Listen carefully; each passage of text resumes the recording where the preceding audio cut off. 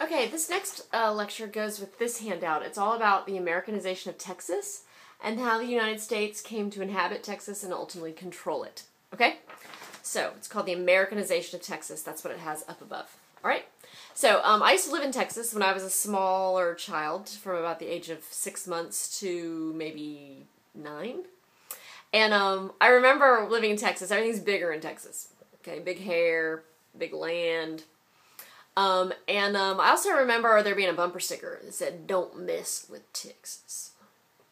And I could never quite figure out what that was about. There seemed to be a little bit of swagger in Texas about being in Texas. And hopefully this lecture will help you understand why, because Texas is the only state in the United States that used to be its own country, had its own constitution, the whole 9 yards. Alright? So today we're going to find out how that came to be and then why they decided to become a part of the United States. Okay? So let's head right to the PowerPoint. I'm trying to shorten these things up. Been listening. Let's head right to the PowerPoint and look at how this happens. So you see on your handout that it says that we're going to be invited to come to Mexico. The reason for that is that Mexico wants to settle the land known as Texas. Texas has become kind of like a part of Mexico that's hard to rule. It's overrun with Native Americans and it's kind of a lawless place. And nobody in Mexico wants to live there because it has this reputation. So the cause that you need to be writing down is that they want to settle the land known as Texas to protect against Native American attacks and make trade easier going into that region. So as a result, Mexico, which had just in 1821 gotten its independence from Spain, they invited the Americans to come and settle in Texas. And this is going to be one of the people that takes them up on this invitation. His name is Stephen Austin. And he is going to go and get land grants in Texas, which is part of Mexico. And then he's going to take now that he owns the land, he's going to go back to Texas and he's going to recruit people to come settle in Texas. And they decide that these colonies are going to be successful and they think that Texas promises really great wealth. So once more and more Americans get there, a lot of them are going to think, well, this is great and all to be here in Mexico and to be being so successful, but it'd be kind of cool to just make Texas part of the United States. And that general idea is only going to become stronger as we see some other things develop. Okay, so let's talk about how that general idea becomes more and more pressing. You see here that something's going to cause Mexico to become not so certain about these new guests they've invited in, and that is that the Americans who moved to Texas are not supposed to be holding slaves, but they do hold slaves, and they don't seem to be ready to give them up. Also, they were hoping that they would start speaking Spanish, but ironically, the Americans who moved into Mexico were unwilling to speak Spanish, and instead they maintained just English as their primary language. Also, Mexico was a colony of Spain's, and so they're strongly Catholic, and they were also hoping that the new Americans would convert to Catholicism, but they did not. So basically, the new Americans who are coming over, they just don't seem willing to assimilate at all into the Mexican population. So by 1830, Mexico decides that perhaps they have extended too warm of an invitation to the Americans and they want to stop any further immigration from coming. Now this disconcerts the Texans a lot because a lot of them had sent family members to settle in Texas and now they were hoping to bring a lot more people with them. And so this cutting off of immigration is very unpopular.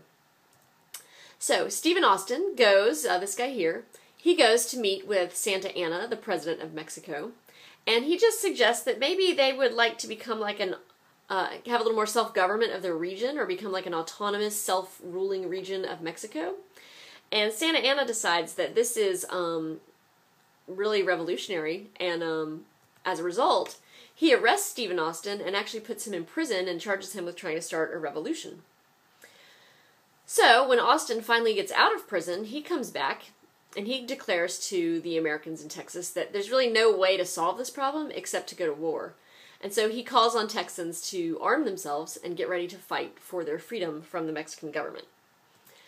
The effect is that a lot of Americans in Texas, they start to kind of organize themselves, gather, determine what kind of arms and how they're going to defend themselves against Mexican attack.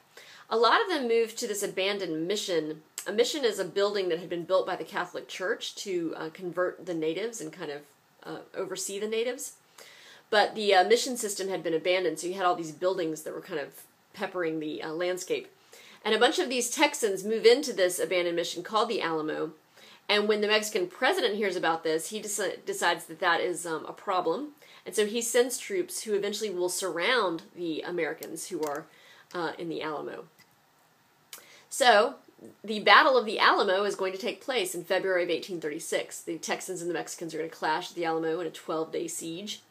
And a siege is when a group of people are totally surrounded by the enemy. So in this case, the Americans are inside the Alamo and they're totally surrounded by Mexicans on the outside.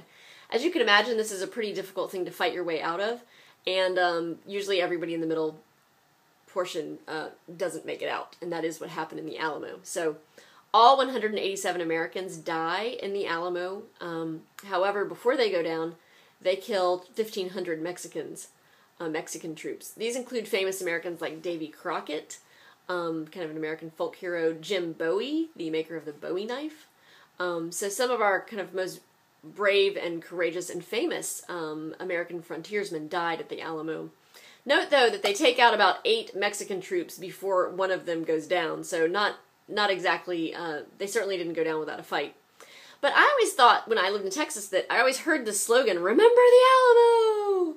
And I always thought we must be trying to remember it because something good happened there, but actually it was so tragic what happened there that the idea was that we needed to get revenge for it. So here's what the Alamo looks like on the outside.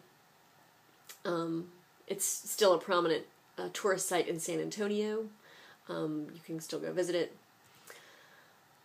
This is a recreation of really what the Alamo looked like in 1836. So you can see that it was a pretty big walled compound and that the Mexican troops surrounded it on all sides and then had to overtake the wall. This is a painting of what the fierce fighting looked like as the Mexicans did scale the walls and get inside the compound. It came down to hand-to-hand combat. The Texans, as they are inspired by the brave fighting that took place at the Alamo, they're going to get revenge in the Battle of San Jacinto. They're going to actually capture President Santa Anna in this surprise attack. Santa Anna actually dressed up in women's clothing. He kind of had a harem of women that he traveled with. And he put on their clothing and tried to escape and was captured by U.S. forces. And it was only later that they realized that they had the President of Mexico in their hands. And they hold him hostage until he is willing to recognize Texas independence. So the Mexican President Santa Anna eventually does recognize Texas independence. And Texas is going to form its own government, and they're going to elect a president. This is their flag. It's called the Lone Star Republic, and you can see that they have a single star on their flag, spelling Texas around it. And this is their first president. His name is Sam Houston, so that's why the capital of Texas is Austin, and another prominent city is Houston. Sam Houston ruled Texas as its first president. By 1838, though, a lot of Americans who were proud to be Texans, though, they saw the disadvantages of it. One was to trade. If they weren't part of America, then they had to pay tariffs on their goods that they traded into the United States. So tariffs were a problem. Also, if they wanted to immigrate, it was a lot easier to do that. If you were a part of the United States, you could travel freely between Texas and the United States. But now that Texas was its own country, those immigration kind of issues weren't as easy. So by 1838, the Texans decided that they would really like to become a part of the United States. You might assume that this would be exciting and welcomed by the whole population, but actually not. The Northerners are not going to be excited about Texas coming into the Union. Hopefully you can think about why.